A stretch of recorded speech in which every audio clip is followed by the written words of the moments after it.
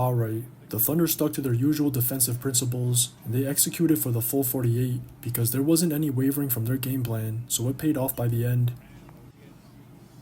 It always shows in their physicality, their scrambles, the way they wall off the paint, and especially in the way they defend the opponent's stars, because Ant and Ju were having their angles shaded at all times, so the two were being forced off the rock a lot.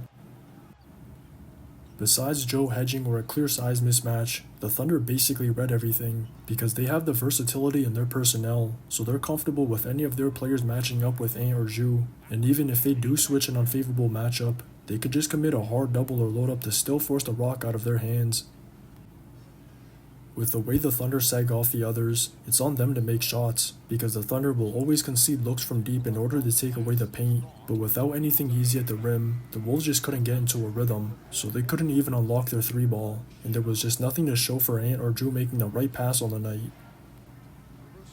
I think an easy adjustment for Game 2 is to have Conley on the rock more, because he can create in that two-man game with Gobert, especially against the Thunder's bigs dropping, so I wouldn't be surprised to see him alleviating pressure off their stars instead of just having them play spot up, and that drop was really the only coverage that Ant could exploit.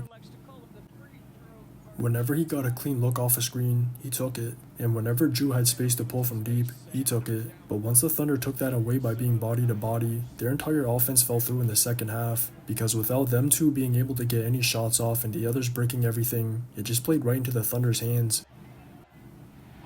The two finished with 13 shots each. They shot 15 of 51 from deep as a team. They only finished with 20 paint points, and even worse, they committed 17 turnovers, because whenever they tried to get into the post, force something downhill, or got rushed into a pass, they were either losing the rock or getting it picked off, so the Thunder got exactly what they wanted defensively.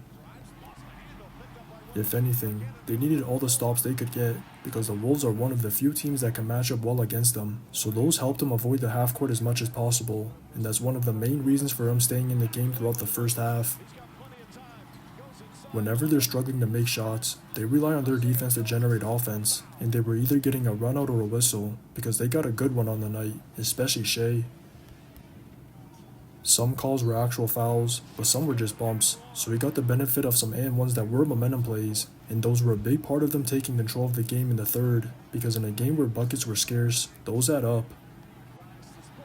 Him and Dub were just frying their matchups throughout that quarter, so once the two started creating some momentum off their shot making, the others got confidence as the crowd got louder, and they just all got into a rhythm that even carried over into the fourth.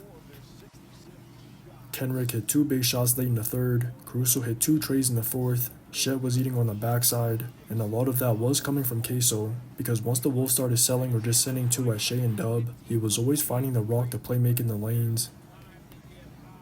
But I think the Wolves just got a little too gassed throughout the second half, because the Thunder's defensive effort never turned off, and all that energy exertion trying to execute offensively just made it difficult for him to continue guarding at a high level defensively. Just watch the tape.